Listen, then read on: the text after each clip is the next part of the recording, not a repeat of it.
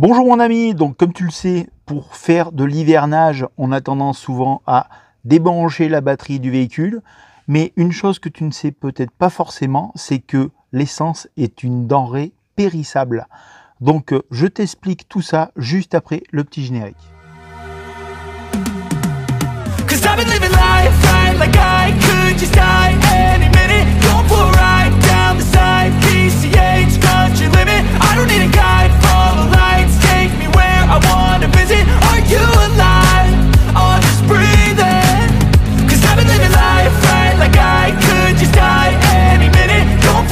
Une petite entracte dans cette vidéo pour te dire que voilà, si tu cherches à faire l'entretien de ton véhicule et que tu as besoin de pièces, je t'ai mis en lien de la description donc un lien vers le site Autodoc.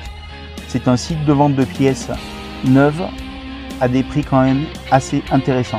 C'est chez eux que j'achète toutes mes pièces pour faire l'entretien des véhicules. N'hésite pas à jeter un coup d'œil en description, comme ça tu auras justement les liens vers ceux auxquels je me fournis directement pour faire l'entretien de mes véhicules. Voilà mon ami, bonne suite de vidéos. Donc voilà, pour faire l'hivernage de ton véhicule, la plupart du temps tu vas certainement donc débrancher ta batterie pour éviter qu'elle se vide au fur et à mesure des quelques mois d'hiver. Par contre, donc ce que je t'invite à faire et que on nous a toujours appris à faire pour la plupart des véhicules, c'est ne jamais avoir un réservoir vide, parce que justement avant on avait des réservoirs en métal.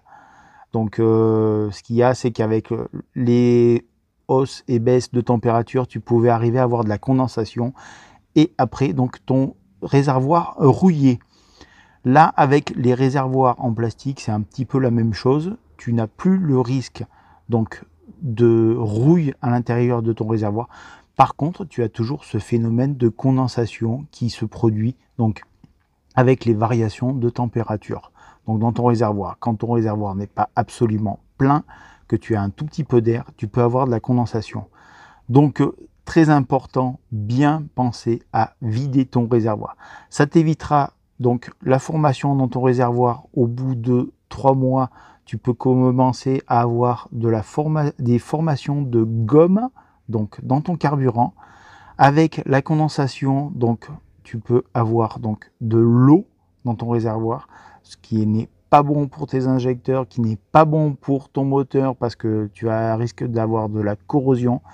Donc très mauvais. Mon conseil, ce serait sincèrement de vider ton réservoir complètement. Pas vider tout ton circuit d'essence, tu en gardes vraiment un tout petit peu. Tu essayes de faire tourner ton véhicule à peu près 5 minutes tous les 15 jours, 3 semaines à peu près. Comme ça au moins ça permet à ton véhicule d'avoir toujours une circulation de carburant.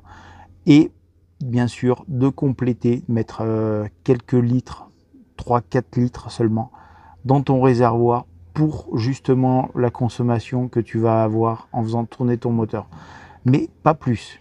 Et par contre après, quand tu prévois d'arrêter ton hivernage, de reprendre ton véhicule et de le faire circuler normalement, bien sûr, re-remplir ton réservoir avec des jerrycans, comme ça évitera d'avoir trop de carburant qui se sera oxydé en fait. Donc quelques chiffres dans cette vidéo. Donc voilà, l'essence, il faut savoir qu'elle se désagrège au bout de 3 mois. Donc voilà, tu peux pas la garder très longtemps. Donc il faut vraiment la consommer. Passer les 3 mois, tu risques d'avoir des problèmes de démarrage parce que justement tu auras eu le problème de condensation dans ton réservoir et le fait d'avoir des petites gommes qui se seront formées au sein de ton réservoir et qui pourront très bien boucher ton filtre à essence. Donc voilà, ce que je t'incite à faire, c'est vider ton réservoir et tu verras que pour le redémarrage, en mettant quelques jerrycans pour refaire ton plein, tu n'auras vraiment aucun souci là-dessus. Donc par contre, il y a une autre solution pour éviter de vider ton réservoir, c'est les additifs. En fait, c'est un conservateur que tu vas mettre dans ton réservoir qui va permettre de garder ton essence 6 mois. 6 mois. Tu ne peux pas le garder plus longtemps. Par contre, une chose qui est bien, c'est pour tous ceux qui ont des véhicules diesel, dans des conditions optimales, tu peux arriver à le garder 1 an, ton gasoil. Et avec des conservateurs, tu peux aller même jusqu'à 2 ans. Donc voilà, pour la petite info. J'espère que cette vidéo t'aura plu. N'hésite pas à t'abonner et bien sûr, liker, c'est très important pour moi, pour le référencement. Allez, à très bientôt mon ami. Voilà les amis, j'espère que cette vidéo vous aura plu. Si c'est le cas, n'hésitez pas à mettre un petit like et puis pourquoi pas, bien sûr, vous abonner. Je vous dis à très bientôt. Ciao! Cause I've been living life right like I could just die any minute. Going for a ride.